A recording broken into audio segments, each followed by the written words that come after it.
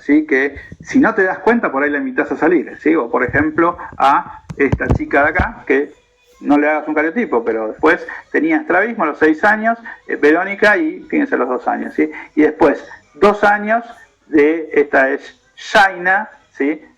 Estuvo 3 meses en terapia intensiva, tiene una CIB que se operó a los 6 meses, terapia vocacional y fonoaudiología hasta los 5 años, apoyo escolar en matemáticas, ¿sí? Como tantos chicos, ¿sí?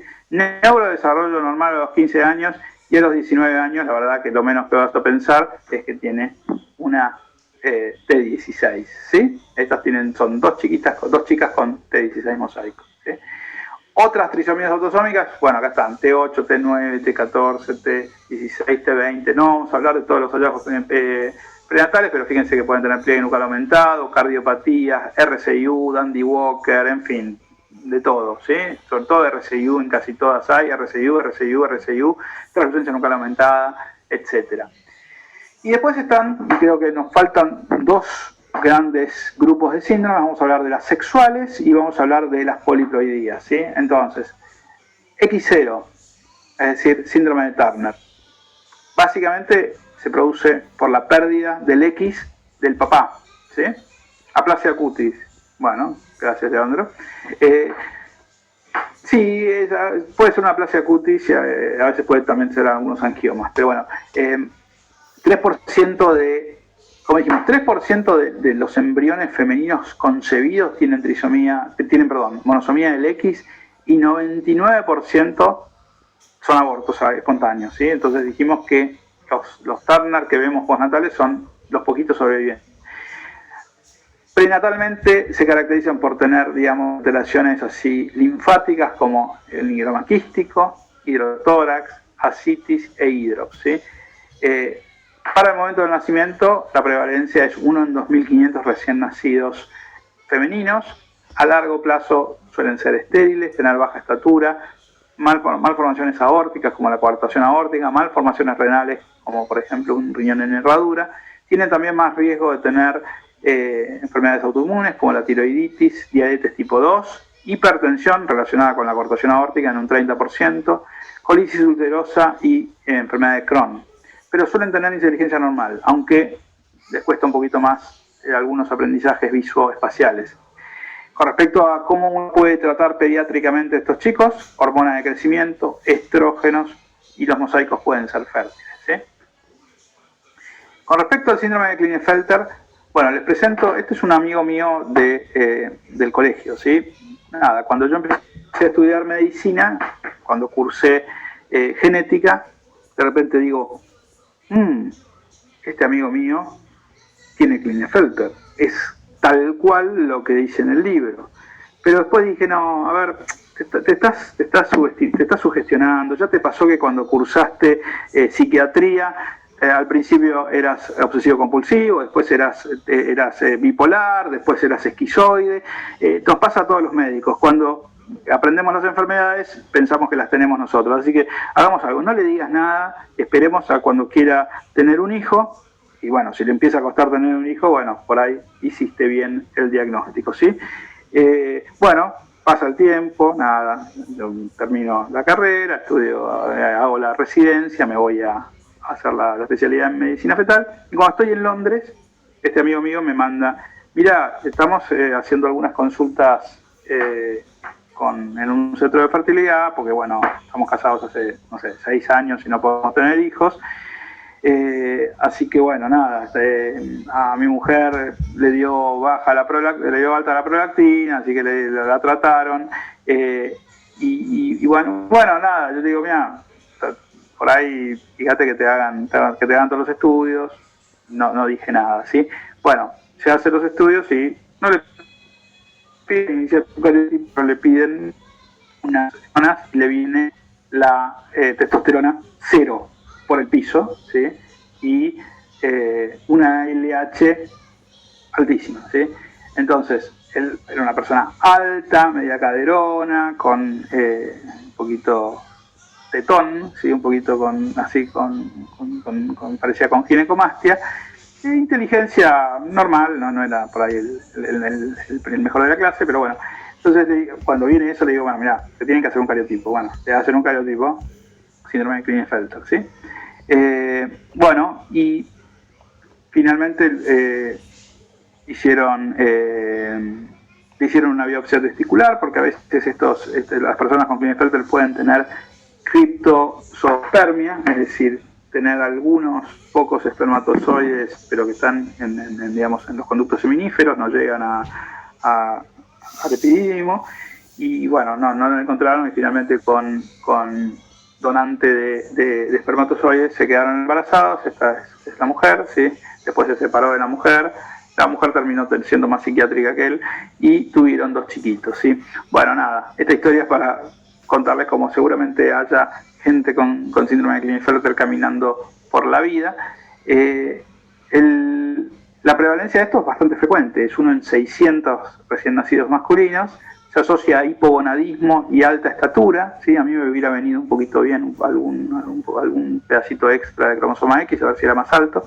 Infertilidad tratable mediante biopsia testicular y técnicas de reproducción asistida. Inteligencia normal, y algunos piensan, bueno, que un coeficiente intelectual 10 a 15 puntos menor al promedio de la familia, pero habitualmente uno no tiene el promedio de la familia, así que no lo sabe. Ginecomastia, y eso los pone en riesgo de cáncer de mama. Eso no se lo dije todavía, pero por ahí debería decírselo, que se haga una mamografía. Y el problema del cáncer de mama, como ustedes saben en el hombre, es que como tenemos menos tejido mamario, ¿sí?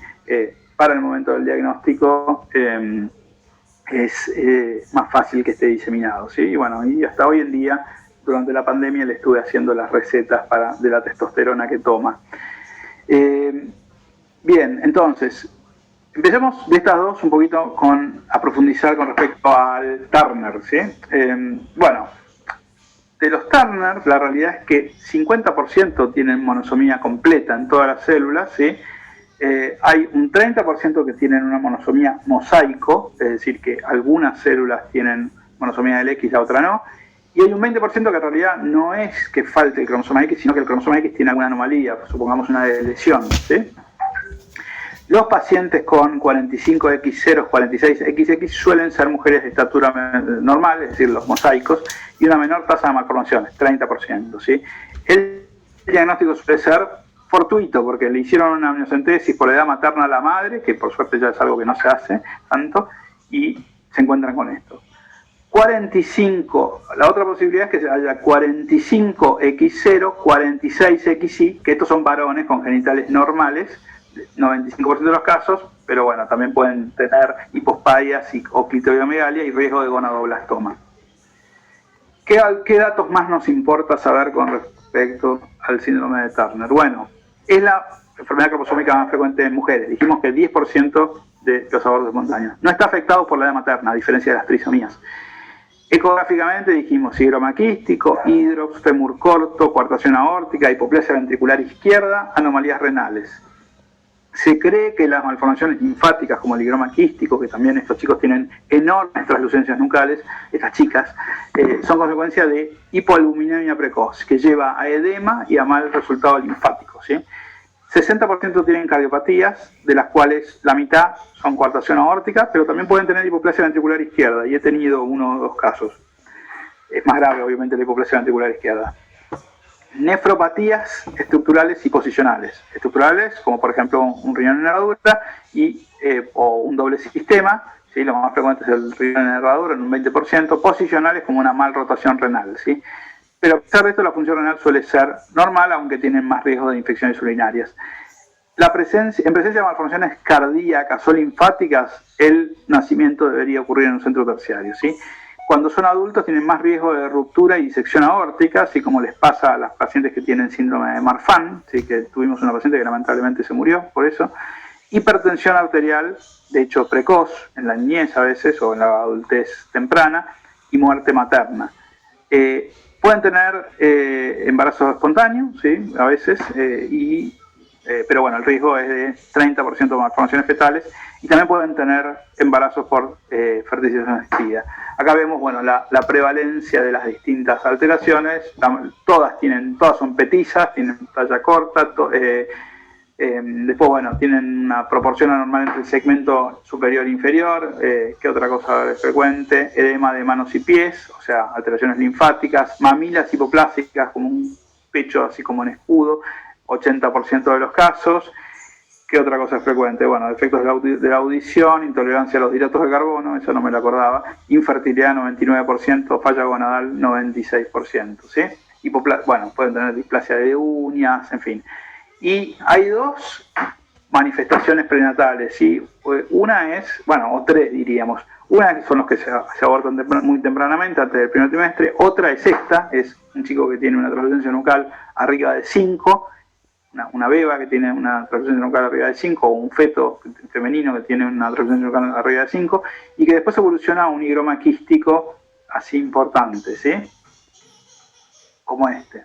Y edema subcutáneo. Bueno, esto es letal habitualmente, estos chiquitos no sobreviven a las 20 semanas, llegan a 18, 20 semanas, he tenido alguno que ha llegado a las 24 semanas. Estos son algunos ejemplos, entonces, hidrops en un 45X0, fíjense el higroma quístico, si mide, ¿cuánto? 26 milímetros, tiene además derrame pleural bilateral, tiene edema prefrontal, ¿sí?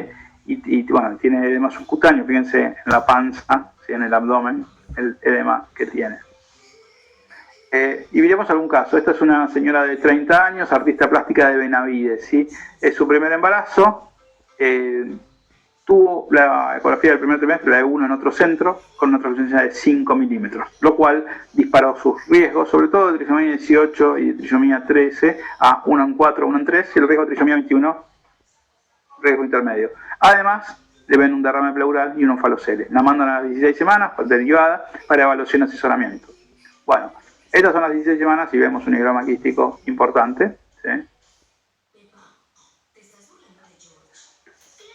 Acá lo vemos de perfil.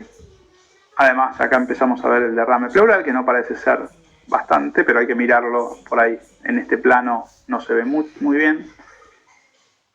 Y fíjense el edema subcutáneo que tiene el feto, todo a lo largo de la espalda, y acá también en el tórax. Este es el derrame. Es un derrame que ahí parece más bien leve a moderado, ¿sí? Ahí tienen un onfalocele muy chiquito, que es un hallazgo que no es típico de esta patología. Esto es una arteria umbilical única, un cordón bivascular, y esta es la representación o la reconstrucción tridimensional del higroma quístico en el bebé, ¿sí? Fíjense esta bolsa linfática que tiene así en la nuca. Bueno, hicimos una biopsia corial, 45X0, ¿sí?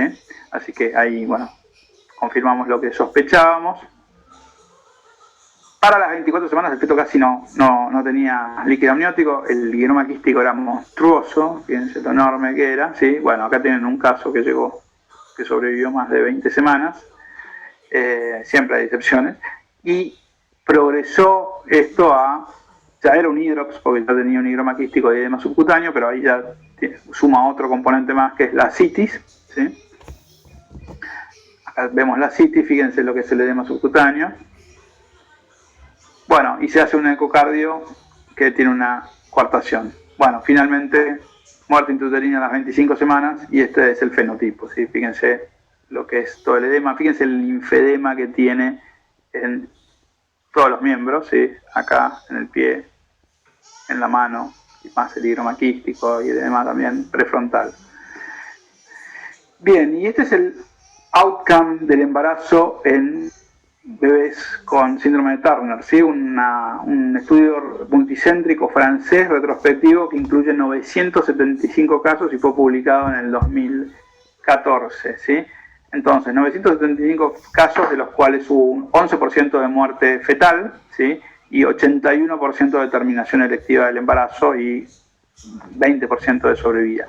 Y acá podemos empezar a ver las variedades, ¿sí? 86% fueron monosomías puras. Acá tenemos una monosomía, digamos, mosaico con XX. Esta es una monosomía mosaica o con XY, muy rara, ¿sí? Y después, esta es una monosomía con además un 18 extra. Bueno, eso es tener mala suerte. Acá miramos entonces, bueno, estos son cariotipo, o sea, prenatal, estos son, bueno, 80% de 45, dijimos X0, estos son los mosaicos, y estas son alteraciones estructurales del cromosoma X, ¿sí? Entonces fíjense, hay de lesiones, hay de todo, ¿sí? Pero bueno, hay algunas traslocaciones, y algunos incluso tenían anomalías estructurales del cromosoma Y, pero muy raro, 7 casos, menos del 1%. ¿Cuáles fueron los hallazgos ecográficos? Bueno, lo más frecuente, 70% tenían un aumento de la translucencia nucal o un higroma quístico, ¿sí? Ese fue el hallazgo más frecuente, seguido de restricción de crecimiento intrauterina, muy poco frecuente, 3%, y esto es,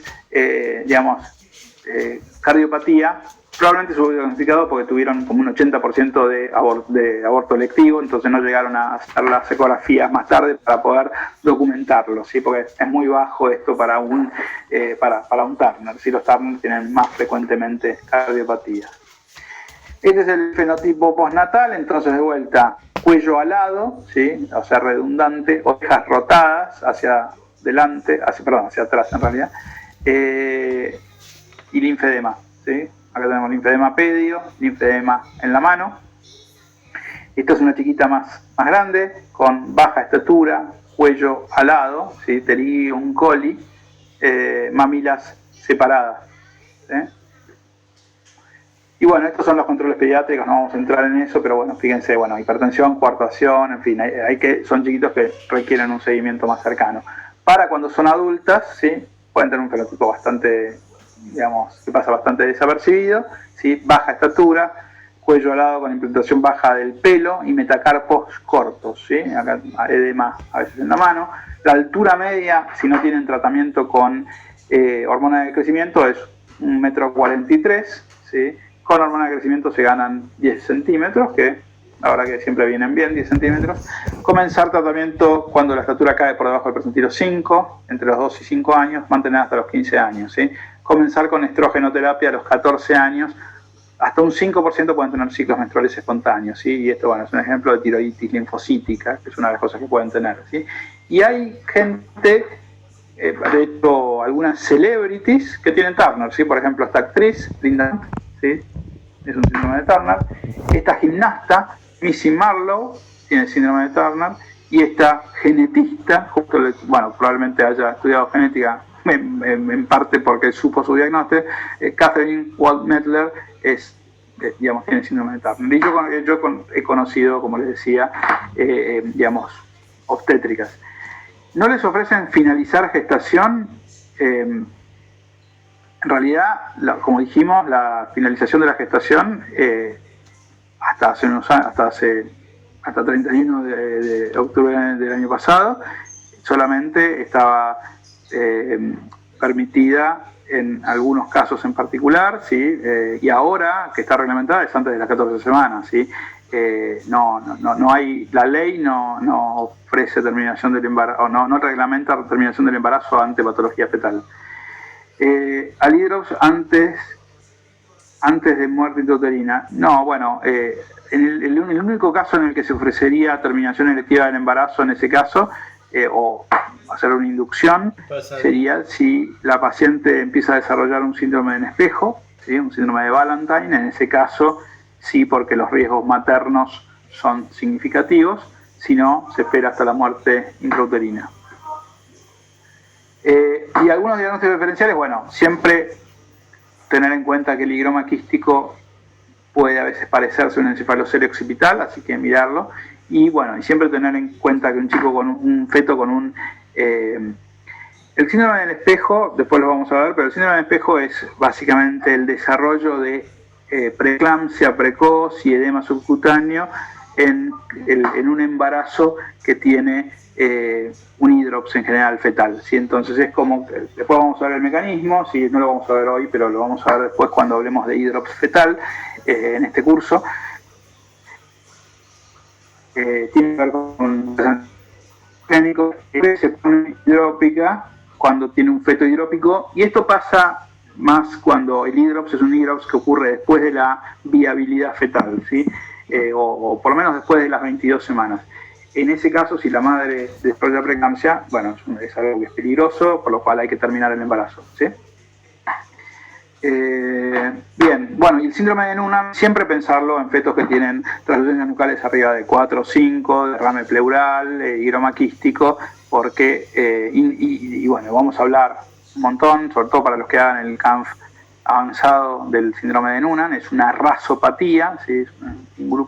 Pertenece a un grupo de enfermedades que digamos, que tienen que ver con mutaciones, y hay más de 20 mutaciones hoy en día descritas en genes de la cadena de transducción de señales intracelular RAS, ¿sí? Ok, es una duda frecuente en pacientes que solicitan finalizar y tienen malformaciones fetales. ¿Cómo se encuadra legalmente? Bueno, en realidad no estaba encuadrado legalmente porque antes en la ley de embarazo solamente las causales de determinación del embarazo eran básicamente embarazo por violación, embarazo que pone en riesgo la vida o la salud de la madre, ¿sí? O antes, y ahora ya no existe más, antes estaba lo de patología fetal inviable. El tema que patología fetal inviable, ¿qué significa? ¿Cuál es la lista? ¿Cuáles son? ¿Inviables en qué digamos, plazo? Así que esto depende más de los protocolos de cada provincia. En Capital Federal, si vas alegremente con un informe de ese higroma quístico, en la SARDA te van a hacer una inducción, ¿sí? Pero en muchos lugares no. En el hospital doctoral no, digamos, por una cuestión, digamos, de ideario, ¿sí? No se hacen terminaciones de embarazo, pero bueno, si la paciente dice, bueno, me quiero terminar el embarazo, bueno, le decimos, mira, yo no te puedo ayudar, pero andate a Capital, andate a la SARDA, que muy felizmente te van a colocar un misoprostol, ¿sí? El tema es que si eso pasa después de las 24 semanas y el chico nace vivo, te lo deberían resucitar, ¿sí? Así que no hay medio un vacío legal a ese respecto. Bien, ahí tenemos un encefalocele que a veces, bueno, hay que tener cuidado porque uno, si no tiene mucha experiencia, sobre todo, se puede confundir con un higroma quístico, ¿sí? Estas chiquitas después pueden tener algunas cirugías cosméticas, sobre todo para los efectos de este edema prenatal, del Pterigium coli, ¿sí?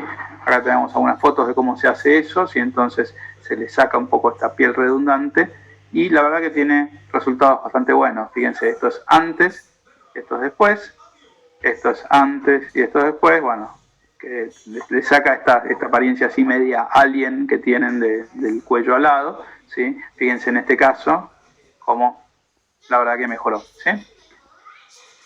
Bien, con respecto a Klinefelter, algunos datos adicionales. Prevalencia, dijimos, 1 de cada 500 recién nacidos varones, es más frecuente en los gemelares, por alguna razón.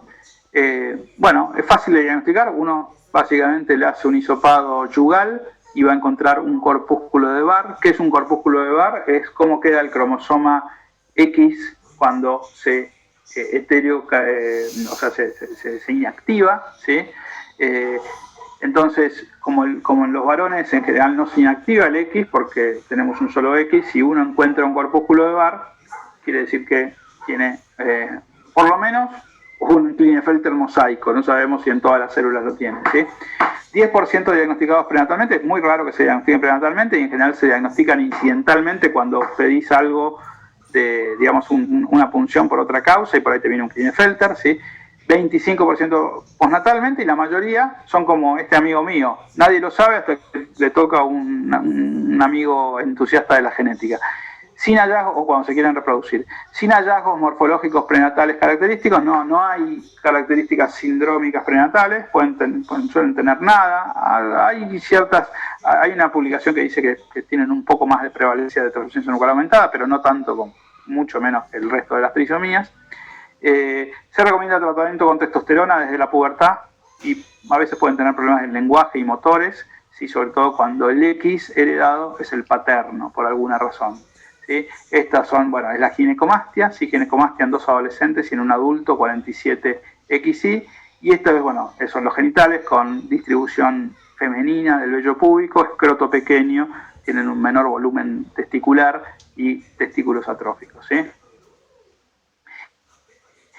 Y la cara es, en general, en el feto es cero, ninguna manifestación, ¿sí? No tiene ninguna manifestación típica. En el lactante, bueno, si por ahí sos muy obsesivo, te vas a dar cuenta que el pene es un poquito más pequeño y que puede tener alguna tendencia a la hipotonía.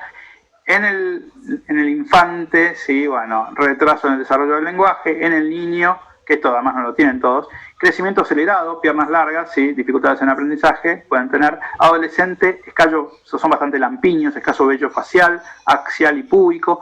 Ginecomastia, volumen testicular disminuido, definido como menos de 5 mililitros, piernas largas, hombros estrechos, caderas amplias, ¿sí? Y de adulto, infertilidad, en general zoospermia, y úlceras en las piernas, que eso después fue un diagnóstico retrospectivo, pero siempre tenía como algunas lastimaduras en las piernas, este amigo mío, y la verdad que yo no sabía que formaba parte de un problema vascular, no sé.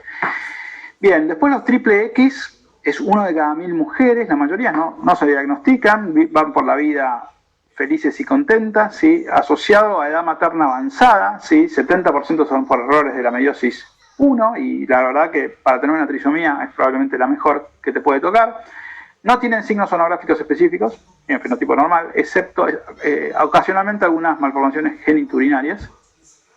El coeficiente intelectual está en el rango normal, pero de acuerdo a la literatura, esto no sé si realmente hoy en día está tan probado, 10 a 15% por debajo de sus hermanos o hermanas, dificultades en la aprendizaje leve, verbales, un coeficiente intelectual medio de 103, que es normal, y son mujeres altas con una estatura media de más o menos 1,70 más o menos 7 centímetros. Debe estar lleno y quizás alguno de ustedes tiene algún cromosoma X de más, y no lo digo en forma de insulto, ¿sí?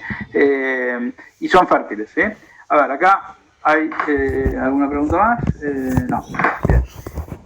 Bien. Bueno, veamos un caso. Esta es una estudiante de 21 años, es una secundijista con un parto, son las 17 semanas y nada, tiene hipertensión, síndrome nefrótico, tuvo un poquito de ginecorragia en el segundo trimestre y entra al hospital por imágenes, ¿sí? Y en imágenes le diagnostican o sospechan la presencia de un hematoma placentaria, riñones poliquísticos maternos y tiene una HCG elevada que por ahí es por el embarazo, ¿sí?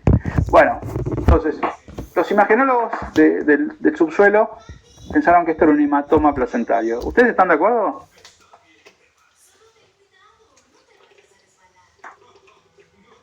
No. Es una placenta que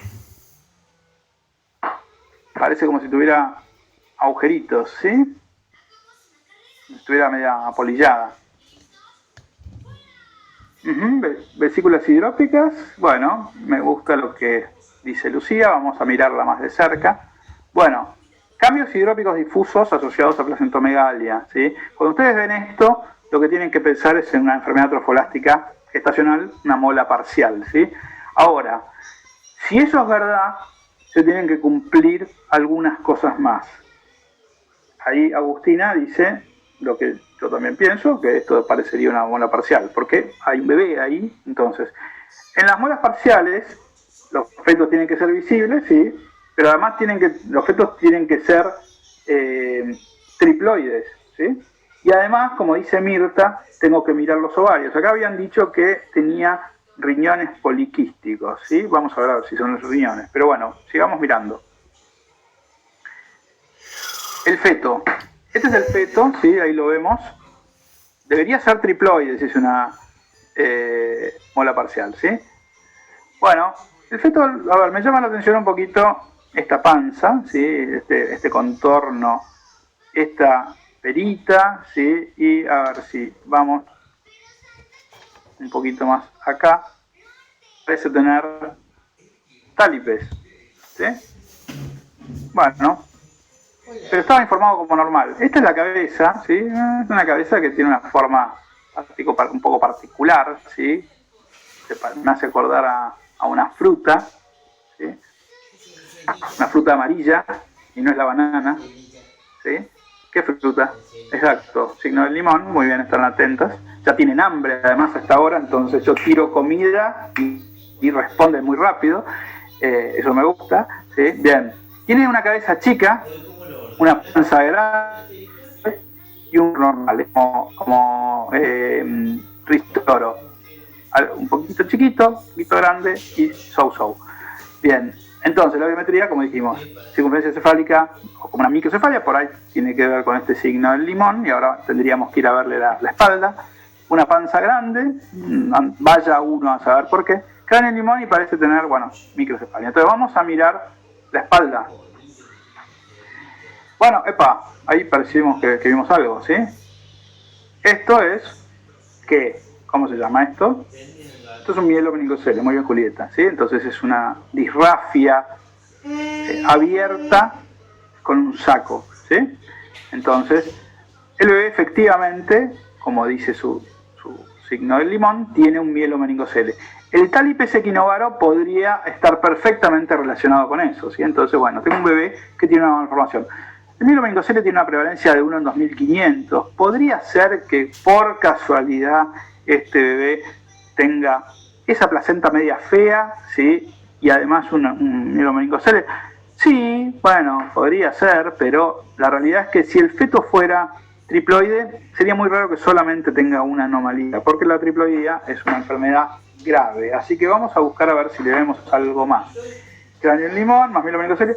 Sí, yo no me adelantaría, Leandro, con el tema del Chiari, porque el Chiari en realidad es otra cosa, es como ustedes saben, es herniación romboencefálica.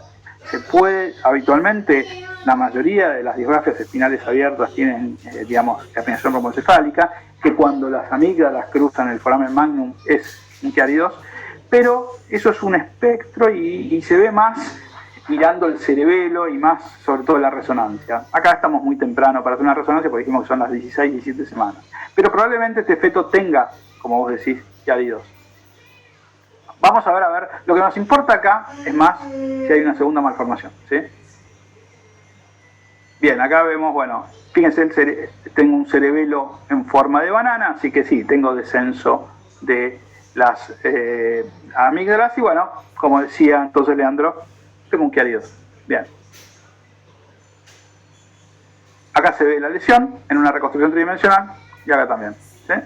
Bueno, entonces, vamos a ir a operarlo a este bebé, vamos a hacer una cirugía fetal a este bebé de mielomeningocele. No, pará. Vamos a seguir revisándolo, ¿no? Como dice Mirta, también miramos el corazón, a ver, no te apures. Bueno, antes de mirar el corazón, entonces, ahí me llama la atención algo. No sé si a ustedes. ¿Alguien ve algo? ¿Tiene un riñón? Sí, yo no estoy tan de acuerdo con Melissa, yo no le diría eso a riñón poliquístico. Por ahí, sí, por ahí le diría más como dice Julieta, quistes renales.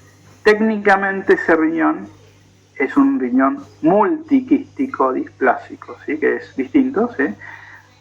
Los riñones poliquísticos siempre son bilaterales, porque son enfermedades genéticas. Los riñones multiquísticos displásicos pueden ser unilaterales, como en este caso, ¿sí? De hecho, ahí pueden ver el riñón izquierdo, está bien, pero el riñón derecho tiene estos quistes, digamos, corticales y tiene un estroma bien ecogénico y eso es clásico de una displasia renal multiquística. Este riñón está caput, no funciona, ¿sí? No funciona para nada. Este riñón está bien, ¿sí? Con un riñón se puede vivir, así que este líquido amniótico es porque viene de este riñón, ¿sí? Pero ahora tengo ya algo un poquito más complicado, porque tengo un feto que tiene una placenta que parece hidrópica, que tiene espina bífida y que además tiene una segunda malformación. Este feto, sí, se merece ser triploide, ¿sí? Así que está bien lo que había, propuesto Laura, de que sería una buena idea hacer un cariotipo, ¿sí? O por lo menos ofrecerlo. ¿Mamá cerdito? Bien, y vamos a ver el corazón. El corazón tenía un pequeño derrame pleural, había un pequeño derrame pleural derecho, parecía haber una CIB, que no era fácil de ver, había talipes unilateral y una probable sindactilia, ¿sí? Fíjense que los deditos, esto es más difícil de diagnosticar, pero los deditos están todos juntitos, ¿sí? ¿Están acá? Bien. ¿No los sacamos? Y si nos vamos a mirar esto que habían dicho en imagen, que pensaron que era un riñón poliquístico, en realidad son ovarios, ¿sí? Son ovarios hiperestimulados, ¿sí? Fíjense, son en realidad quistes teca-luteínicos, como dijo muy bien Agustina, ¿sí? Entonces, esto es típico de la hiperestimulación ovárica debido al exceso de producción de HCG, ¿sí? Y es prácticamente patognomónico, salvo que la paciente haya tenido un tratamiento de fertilidad y tenga una hiperestimulación ovárica, que no era el caso. Entonces, bueno, hacemos mola parcial con un feto probablemente triploide y hacemos una biopsia ovarial, le damos tratamiento antihipertensivo, tenemos el diagnóstico de 69XXI, 10 días después comienza con hemorragia, expulsa a la placenta y al feto en bloque, ¿sí? Y en la triploidía tengo 3 de cada uno. Se asocia también, obviamente, a preeclampsia precoz, es una de las causas de preeclampsia precoz, que es también una forma de espejo, ¿sí? Porque la placenta es hidrópica, en este caso no el feto, y la madre empieza a desarrollar hipertensión, ¿sí?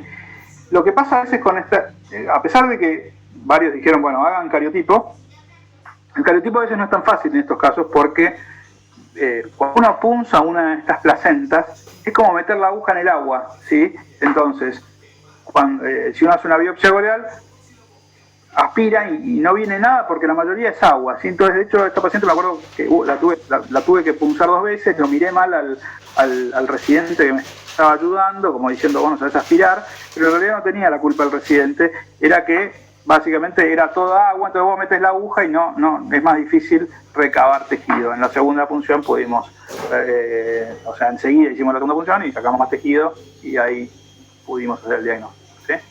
Y esto forma parte del espectro de la enfermedad trofoblástica gestacional, ¿sí? Que está formado sobre todo por la mola completa, que es un embarazo en el que solamente se desarrolló la placenta, ¿sí? La placenta tiene un desarrollo hidrópico anormal. La mola parcial, ¿sí? Con